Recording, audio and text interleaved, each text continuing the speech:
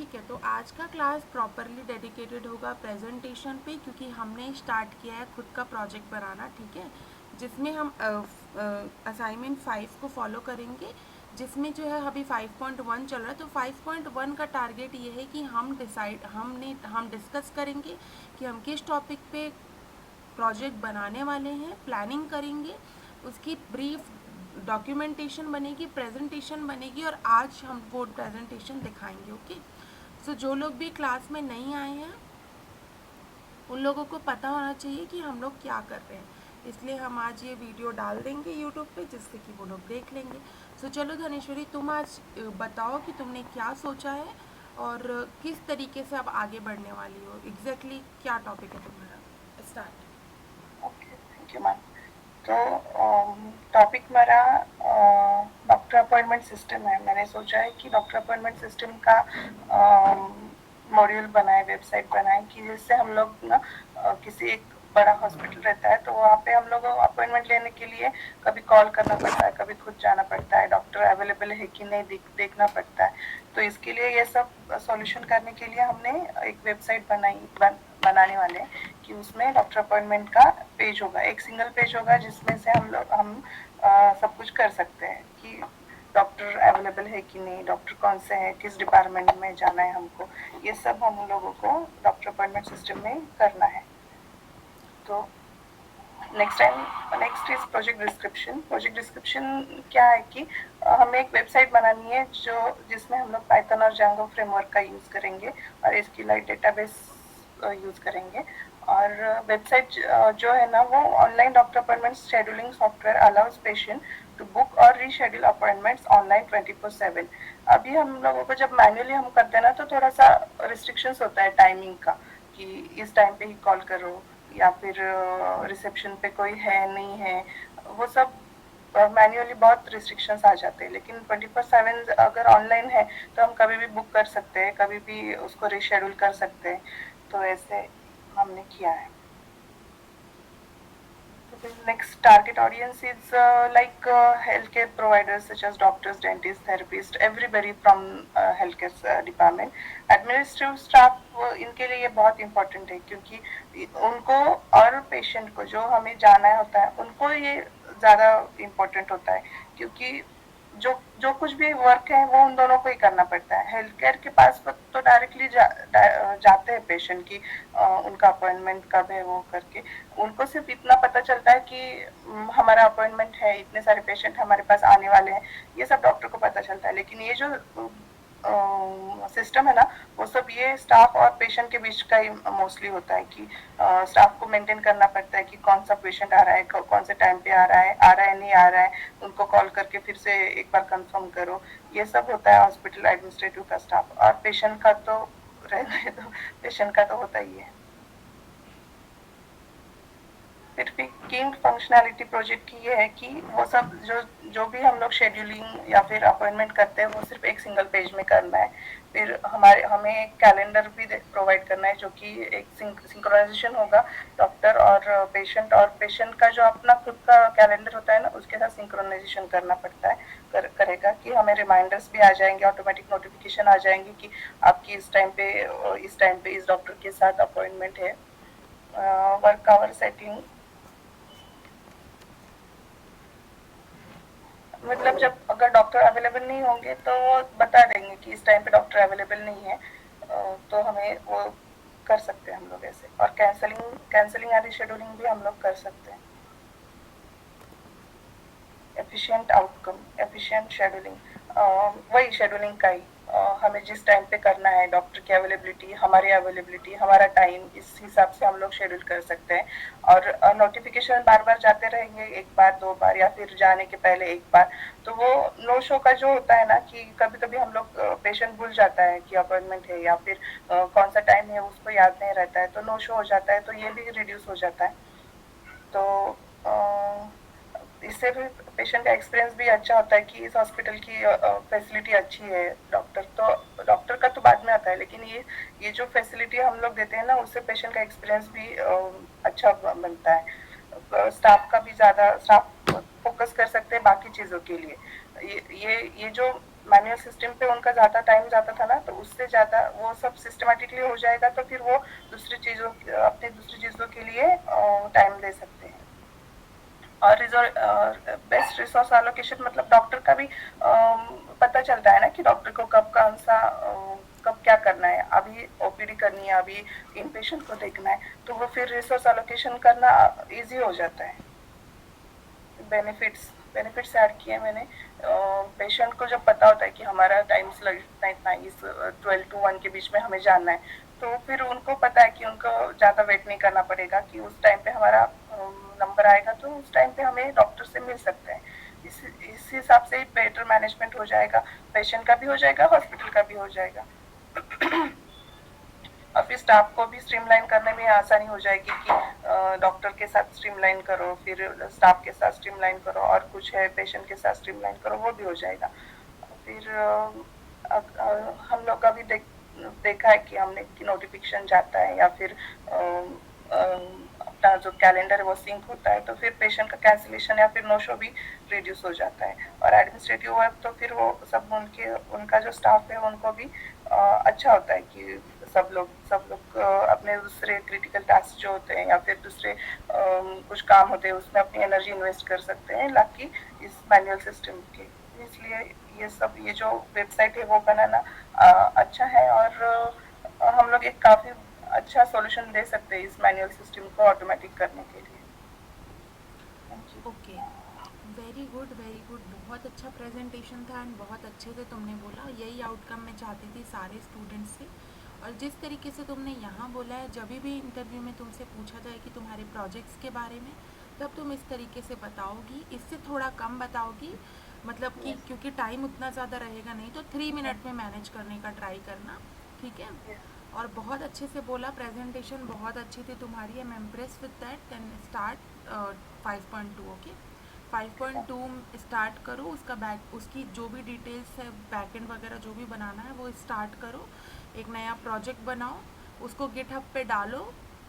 मुझे पता है ये प्रोजेक्ट एक दिन में नहीं बनेगा और एक दिन में बनना भी नहीं चाहिए, क्योंकि हम ये बहुत अच्छे से बनाने वाले हैं, तो ये बड़ा प्रोजेक्ट है, एटलीस्ट इसमें 1-2 हफ्ते लगने चाहिए, ठीक है। सो आप एक नया प्रोजेक्ट बनाओ, उसका नेमिंग सही रखो, सही नाम से बनाओ। डॉक्टर अपॉइंटमेंट है तो डॉक्टर अपॉइंटमेंट सिस्टम नाम से एक प्रोजेक्ट बनाओगे आप, और फिर उसको गिटहब में एक रेपो बनाओगे और वो पुश करोगे, ओके। उसके पहले हमारा गिट का जो टॉपिक है वो भी कंप्लीट हो जाएगा। जो हमने चीट शीट दी है आपने, उससे ही हम कंप्लीट करेंगे, ठीक है, ताकि वो चीज़ आप लोगों को रिवाइज हो जाए। सेम चीज़ें हैं, सेम कमांड है, हम वही चीज़ वापस से पढ़ लेंगे ताकि और अच्छे से समझ में आ जाए। एक रेपो बनाओगे, ब्लैंक रेपो होगा पहले वो, उसके बाद फिर उसमें धीरे धीरे आप काम करना स्टार्ट करोगे और कमिट करना स्टार्ट करोगे। जैसे आपने मॉडल्स बनाए, आज आपने मॉडल्स पे काम किया है, तो मॉडल डॉट पाई क्या बोलते हैं उसमें कमेंट में लिखोगे ऐड मॉडल डॉट पाई, ऐड मॉडल्स, ऐसे करके आप डालते जाओगे और ऐसे आपके बाद एंड ऑफ द डे आपके पास एक अच्छा प्रोजेक्ट रेडी होगा। But I am very happy, आपने बहुत अच्छे से किया, very good. So Sabri, share your screen and दिखाओ आपने क्या किया, क्या सोचा। और अगर कुछ मैंने नहीं, अभी तक कुछ नहीं किया है, मैं आज करने वाली हूँ, मैं कल ही आई। कुछ सोचा है आपने? हाँ मैम, मतलब मैंने पॉइंट से निकाला है कि होटल मैनेजमेंट जो सिस्टम रहता है, मतलब आप हम लोग टेबल बुक करते हैं ना, हम्म, टेबल बुक का, रेस्टोरेंट टेबल बुक करने का, वो सिस्टम में ये करती हूँ। देखो, अभी आपके पास कुछ आपने सोचा है, जिस मतलब जो भी आपने सोचा है ना, क्या आप वो 2-3 मिनट बोल सकते हो कि मैम मैंने ये सोचा है कॉन्फिडेंस के साथ, ठीक है। आपने अभी प्रेजेंटेशन नहीं बनाया, बट क्या आप बोल सकते हो 3 मिनट्स के लिए कि मैम मैं ये सोच रही हूँ, मैंने ये सोचने की वजह से, ये कंप्लीट करने की वजह से ये हो जाएगा। आप एक काम करो, आप शेयर करो इस स्क्रीन डॉक्यूमेंटेशन, वो 5.1 वाला जो असाइनमेंट है वो ओपन करो, उसमें एक एक टॉपिक है। इसी टाइम पे, अगर आपने पहले नहीं सोचा तो इसी टाइम पे वो होटल मैनेजमेंट से रिलेटेड उसका पर्पस क्या है, उसकी टारगेट ऑडियंस क्या है, वो चीज़ आप बोलते जाओ, एटलीस्ट 3 मिनट बोलो, जिससे कि आपको एक आइडिया भी हो जाएगा। और उसके बाद फिर आप पीडीएफ वगैरह जो है सबमिट कर देना, क्योंकि हमारे पास और 1 वीक ही है ना, हमें ये कोर्स कंप्लीट भी ओके करना है। तो आप जो है एक शेयर करो स्क्रीन, वो 5.1 ओपन कर लो और आप बताओ कि मैंने ये सोचा है वो सोचा है, जो भी सोचा है 3-4 मिनट एटलीस्ट बोलो। ओके ओके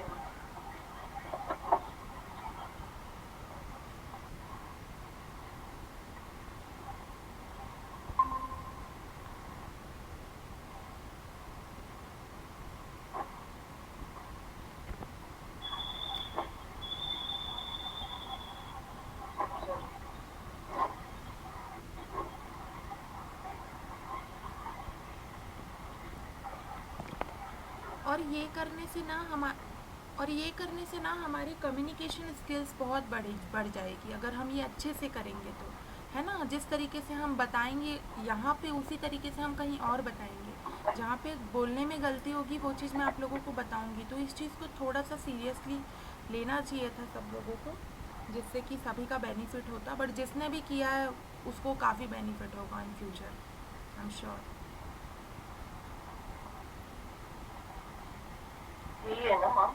हाँ हाँ यही है। आप बस बोलो कि मैम नहीं बोलो, मतलब ये बोलो कि ये टॉपिक मैं बनाने वाली हूँ जिसमें मैंने ये सोचा है, इस तरीके से होगी, जिससे जो है चीज़ें आपके लिए भी, मतलब आपको भी एक आइडिया हो जाए कि आप क्या सोच रहे हो।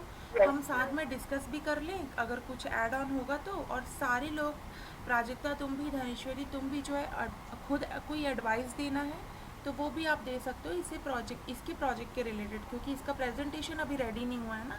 तो हम अभी बात कर सकते हैं जिससे कि वो मॉडिफाई करके एक पीडीएफ बना लेगी फिर वो। करेक्ट है Kanishtha yes Chaudhary? Yes ma'am. Okay then ma'am best. मैं सोच रही हूँ कि मेरा जो टाइटल रहेगा रेस्टोरेंट मैनेजमेंट सिस्टम करके।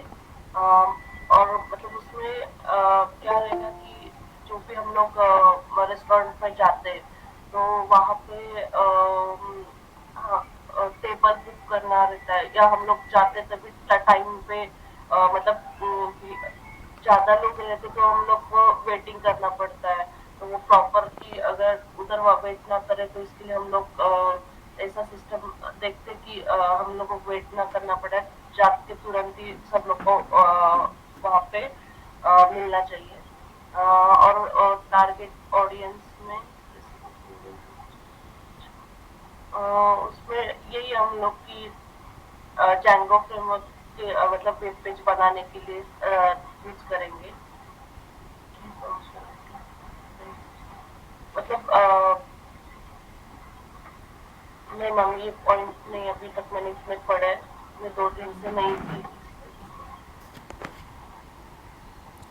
ठीक है, नो प्रॉब्लम। आप वापस से डॉक्यूमेंटेशन में जाओ। एंड पूजा आप भी रेडी हो जाओ, क्योंकि आपको भी प्रेजेंटेशन देना है अपना। Okay, be prepare for that. So ठीक है, आपका क्या टॉपिक है? मेरा क्या? आपका topic restaurant management system. Okay so है। मतलब हाँ हाँ समझ गई। सो जब हम रेस्टोरेंट मैनेजमेंट सिस्टम के बारे में बात करते हैं तो आपका टॉपिक हो जाएगा रेस्टोरेंट मैनेजमेंट सिस्टम। आपका इस नाम से एक रेपो बनेगा, वो आप डालोगे अपने गिटहब पे।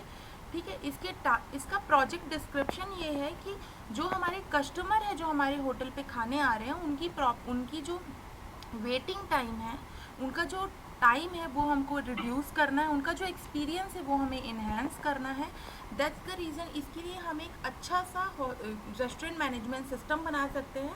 अगर हम रेस्टोरेंट मैनेजमेंट सिस्टम की बात करते हैं तो यहाँ पे कस्टमर सेटिस्फैक्शन और साथ ही साथ ओनर का भी टाइम मैनेजमेंट अच्छे से होना चाहिए। तो ये प्रॉब्लम को सॉल्व करने के लिए आप ऐसा बोलोगे, ये प्रॉब्लम को सॉल्व करने के लिए मैंने ये प्रोजेक्ट बनाने को सोचा है। तो इस प्रोजेक्ट में मैं मॉड्यूल्स बनाऊंगी जहाँ पे ओनर की डिटेल्स होंगी, कार जो स्टाफ है होटल स्टाफ उसकी डिटेल्स होंगी, जो हमारे कस्टमर हैं उनकी डिटेल्स होंगी जब वो सीट बुक करने जाएंगे। और जब भी मैम इसमें मेनू मेनू भी आएगा क्या? हाँ, मेनू तो अगर हम चाहें तो हम उसमें मेन्यू भी रख सकते हैं, क्योंकि मे भी वो होटल में ऐसा हो सकता है कि जो भी कस्टमर आ रहा है वो 8 से 9 के टाइम पे वो क्या ऑर्डर करना चाहता है वो प्री डिसाइड भी कर सकता है, उसके पास ये ऑप्शन होना चाहिए।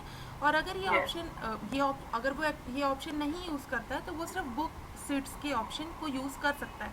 इस तरीके के फीचर्स को हम ऐड करेंगे, तो जिससे कि Yes. क्या है, कोई भी पर्सन, और इसको हम अनपेड रखेंगे जिससे कि सारे के सारे अगर कस्टमर को लगता है कि मुझे इस होटल पे जाना चाहिए, तो फिर वो पहले से ही ऐप के थ्रू बुक कर सकता है कि 8 से 9 का स्लॉट मैं ये टेबल नंबर बुक कर रहा हूँ, जिससे कि जो होटल स्टाफ है उसको भी पता रहेगा कि ये वाले टेबल को ऑलरेडी बुकड है, जिससे कि ये प्रॉब्लम सॉल्व हो जाएगी।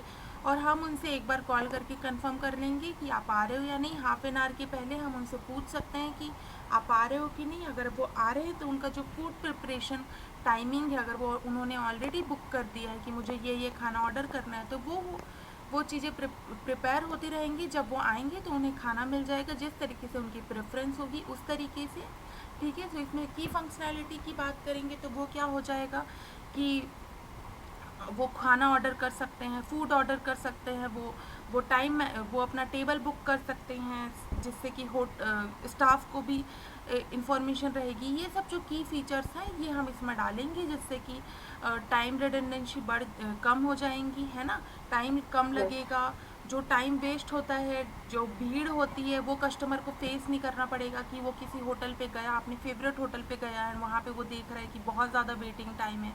इससे अच्छा यही है ना कि वो हाफ एन आवर बाद आए।